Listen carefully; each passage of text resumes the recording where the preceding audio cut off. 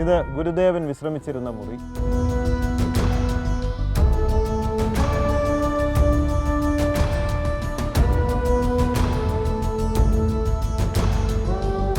Rabindranath Tagore, Mahatma Gandhi, CF Andrews തുടങ്ങിയ മഹത്തുക്കൾ ഗുരുദേവ ദർശനത്തിനായി ഇവിടെ വന്നു.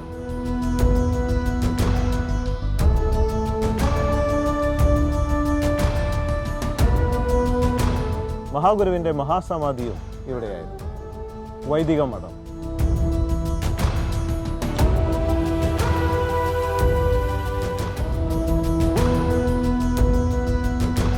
ഗുരുധർമ്മം എല്ലാവരിലും എത്തട്ടെ എന്ന് ഞാൻ പ്രാർത്ഥിക്കുന്നു.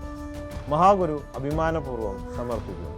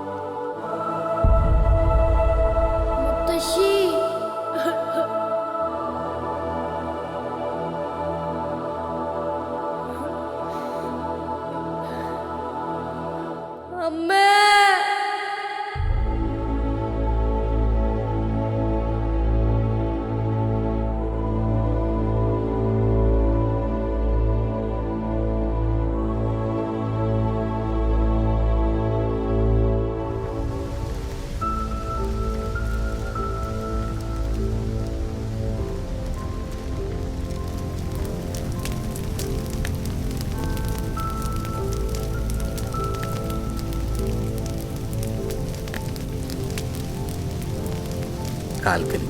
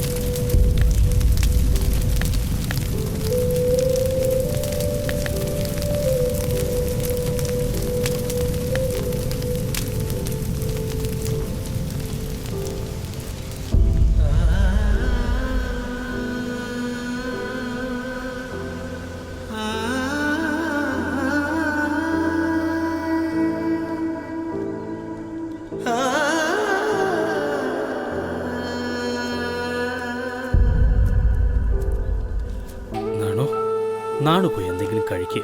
ഇങ്ങനെ വിശന്നിരുന്നാലോ? എനിക്ക് വിശപ്പില്ല. പിന്നെങ്ങനെ? അങ്ങനെ പറഞ്ഞാലോ നാണു, എന്തെങ്കിലും കുറച്ച് കഴിക്കേ. ഒന്നും കഴിക്കാതിരുന്നാൽ ശരീരം ക്ഷീണിക്കും. ശരീരം ക്ഷീണിച്ചോട്ടെ. അങ്ങനെ പറഞ്ഞാൽ പറ്റൂ? ഞങ്ങൾക്ക് എല്ലാവർക്കും സങ്കടമുണ്ട്. പക്ഷെ 2 ദിവസം കഴിഞ്ഞില്ലേ മക്കളെ? എനിക്ക് ഇപ്പോഴും മുത്തശ്ശി കൂടുള്ള പോലെ. മുത്തശ്ശിക്ക് അത്ര ഇഷ്ടമായിരുന്നല്ലോ. നാണുവിനും അതുപോലെ തന്നെ. ഞങ്ങൾക്കും സഹിക്കാൻ പറ്റണില്ല, പക്ഷെ സഹിച്ചേ പറ്റൂ. മുത്തശ്ശി പോയി എന്നാണോ? അതല്ലേ മരണം. മരിച്ചവർ ഒരിക്കലും തിരിച്ചു വരില്ലേ? അതിന് കഴിയില്ലെന്നാണോ? അപ്പൊ മുത്തശ്ശിയെ ഇനി കാണാനേ പറ്റില്ലേ? ഇല്ല, മുത്തശ്ശി മണ്ണിലേക്ക് ലയിച്ചു കഴിഞ്ഞു. അപ്പൊ മരിച്ചവർ മാലാഖമാരായി വരുന്ന മുത്തശ്ശി പറഞ്ഞതോ? അതൊക്കെ കഥയിലും സങ്കല്പത്തിലുമാണ് നാണു. മുത്തശ്ശിയുടെ ജീവൻ തിരിച്ചു വരാൻ ഞാൻ കാലോട് കെഞ്ചു. അതൊക്കെ നടപ്പുള്ള കാര്യമാണോ നാണു? സത്യവാൻ മരിച്ചപ്പോ സാവിത്രി കാലിനോട് യാചിച്ച് ജീവൻ തിരിച്ചു പിടിച്ചില്ലേ? അത് കഥയല്ലേ നാണു, ഇത് ജീവിതമാണ്. എന്തു വന്നാലും എനിക്ക് മുത്തശ്ശിയെ കാണണം. വീണ്ടും കഥ കേൾക്കണം. നടപ്പുള്ള കാര്യം വല്ലതും പറന്നാണോ? ഇത്രയും പറഞ്ഞിട്ട് നിനക്ക് മനസ്സിലായില്ല? നാണു വന്ന് എന്തെങ്കിലും കഴിക്കേ, അമ്മ കഥ പറഞ്ഞുതരാം. എനിക്ക് മുത്തശ്ശിയുടെ കഥ കേട്ടാ മതി. കാര്യം പറഞ്ഞാൽ മനസ്സിലാവാതിരുന്ന എന്താ ചെയ്യ? മുത്തശ്ശി പറയാറുള്ളത് പോലെ കാതിൽ വിരൽ കൊണ്ട് മുറുക്ക് ചുറ്റണം.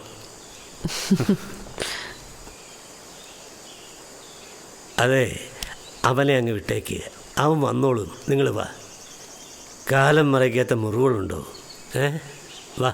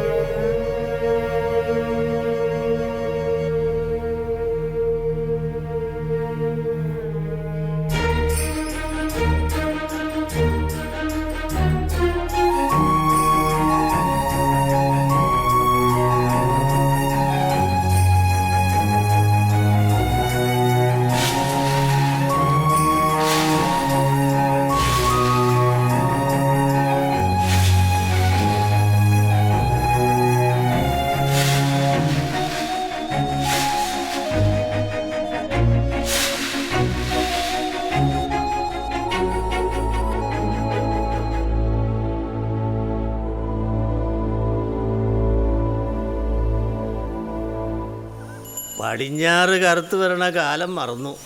ആ നല്ല മഴ കിട്ടിയിട്ട് കാലം ഏറെയായി. അണ്ണാ, നാണുവിനെ കാണാനില്ല. പറമ്പിലെങ്ങാനും കാണും, ഒരിടത്തും അടങ്ങിയിരിക്കില്ലല്ലോ, സഞ്ചാരപ്രിയരല്ലേ. ഒന്നുകൂടെ ഒന്ന് നോക്ക്, അവിടെ എങ്ങാനും കാണും. പണിക്കാരോട് ചോദിക്ക്. അതെ, മുത്തശ്ശിയുടെ മരണം നാണുവിനെ വല്ലാതെ ബാധിച്ചു. കൊച്ചു കുട്ടികൾക്ക് എന്തറിയാ, അവരുടെ ദുഃഖങ്ങൾ പെട്ടെന്ന് അലിഞ്ഞു പോവും. ഇന്നലെ ചെറുതായി ശാസിച്ചത് ഇഷ്ടമായില്ല, അതിനുശേഷം മുഖം തെളിഞ്ഞൊന്നും കണ്ടിട്ടില്ല. ആ സാധാരണ കുട്ടികളെ പോലെ അല്ല, വലിയവരോട് സംസാരിക്കാൻ നാണുവിന് ഇഷ്ടമാണ്. അത് നേരാ, വയസ്സായവരോട് സംസാരിക്കാൻ നാണുവിന് വലിയ പ്രിയ. ആ ഇനി അടുത്ത് വരുമ്പോൾ 2 ആശ്വാസ വാക്ക് പറയണം. ഇന്നാളത്തെ പോലെ പൂജാമുറിയിലിരുന്ന് കൽക്കണ്ടോ മുന്തിരിയും തിന്നേരിക്കും. അത് നല്ലതാ. കണ്ടെത്തിയാ എന്തെങ്കിലും കഴിപ്പിക്കുകയും വേണം. കണ്ണങ്കര മൂത്തപിള്ള നാരായണപിള്ളയെ കൊണ്ട് എഴുത്തിലിരുത്തിയത് നന്നായി. എൻ്റെ ഒരു ആഗ്രഹമായിരുന്നു, മൂത്ത പിള്ള സമ്മതിക്കുകയും ചെയ്തു. അങ്ങനെ ഇങ്ങനെ എളുപ്പത്തിൽ കേൾക്കണ ആളല്ല മൂത്തപിള്ള, പിന്നെ മച്ചമ്പിയായിട്ടുള്ള ഇരിപ്പോശം കൊണ്ടായിരിക്കും. മൂത്ത പിള്ളയ്ക്ക് വലിയ തൃപ്തിയായി, അത് പ്രകടിപ്പിക്കുകയും ചെയ്തു. വാക്കിലും ഭാവത്തിലും വലിയ പിശുക്കുള്ള ആളാ. 8 വീട്ടിൽ പിള്ളമാരുടെ കുടുംബത്തിൽപ്പെട്ടതല്ലേ. സംതൃപ്തി പ്രകടിപ്പിച്ചെങ്കിൽ അത് വലിയ ഭാഗ്യ. ആ മൂത്ത പിള്ള മടിയിലിരുത്തി ചൊല്ലിയതൊക്കെ നാണു ഏറ്റു ചൊല്ലി. നാണുവിന് ഒരു വട്ടം ചൊല്ലിക്കൊടുത്താൽ മതി, മനപ്പാടമാക്കും. വിശേഷ ബുദ്ധിയാണ്. സന്തോഷം അധികമായപ്പോ മൂത്ത പിള്ള നാണുവിനെ അനുഗ്രഹിച്ചു. എങ്ങനെ? നാണു സാക്ഷാൽ നാരായണനായിട്ട് വളരും, ലോകത്തിന് വഴിയാകും, വെളിച്ചമേകുമെന്ന്. അത് സംഭവിക്കും. മൂത്ത പിള്ളയുടെ വാക്കുകൾ പാലിക്കും.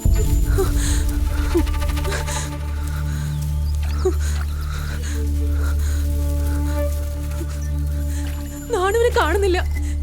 എല്ലായിടവും നോക്കി, ഒരിടത്തും ഇല്ല. നാണു ഇത് എങ്ങോട്ട് പോയി? അയൽക്കാരോടും പറഞ്ഞു, എല്ലാവരും അന്വേഷിച്ചു തുടങ്ങി. ഈ നാണു എന്തിനാ ഇടയ്ക്കിടയ്ക്ക് ഇങ്ങനെ തീ തീറ്റിക്കുന്നത്? എന്റെ മണക്കൽ ഭഗവതി, ഒരാപത്തും വരുത്തരുതേ.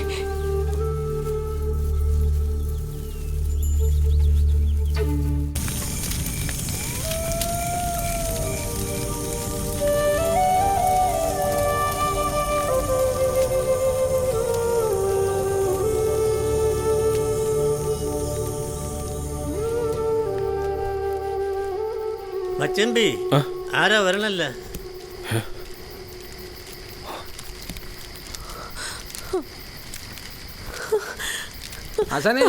നാണുവിനെ കിട്ടി കേട്ടാ. എന്താ നാണു ഈ കാട്ടിയത്? ഇത്രയും നേരം തീ എത്തുന്നത്. ആരോടും പറയാതെ നീ എവിടെയായിരുന്നു? നിനക്ക് എന്തു പറ്റി നാണു?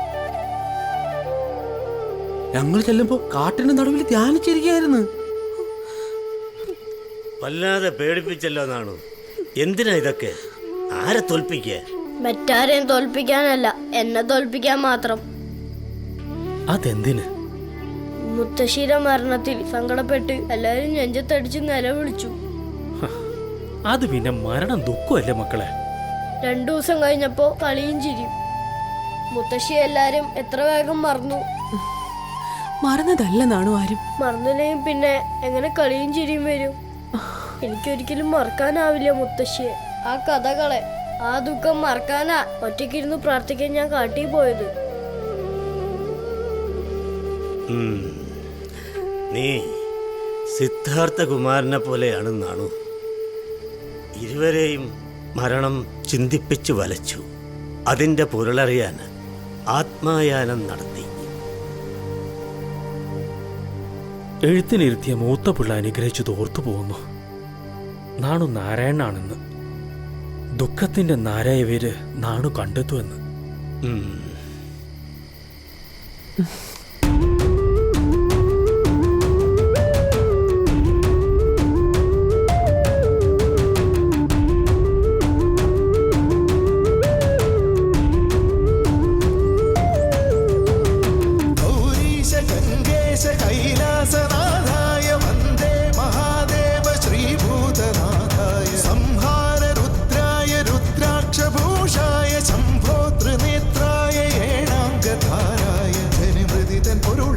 ശിവശങ്കരന്റെ ജപമന്ത്രമണി പഞ്ചാക്ഷരങ്ങൾ ഹിമശൈലമുണരും ദ്രുത നടന താളം നടരാജലീല ഗൗരീശ ഗംഗേശ കൈലാസനാഥായ വന്ദേ മഹാദേവ ശ്രീഭൂതനാഥായ സംഹാര രുദ്രായ രുദ്രാക്ഷഭൂഷായ ശംഭോ ത്രിനേത്രായ ഏഴാംഗധാരായ ഈ ഭുവനമൊന്നാകെ ഇരുകരവും ചേർക്കുന്നു ഹരനെ പരനെ വന്ദിച്ചിട അഭമൊഴിയും ഓങ്കാര സ്വരധാരയേകുന്നു ദിനവും ദിനവും നിന്ദാസനായി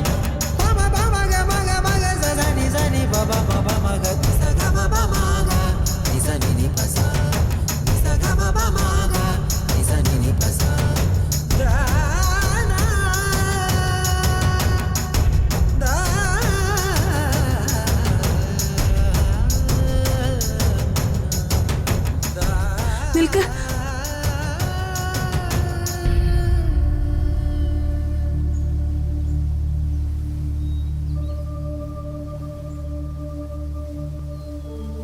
എന്താ നിങ്ങളിങ്ങനെ പരിഭ്രമിച്ചു നോക്കുന്നേ? നാണു, എന്താ മക്കളെ ഇതൊക്കെ?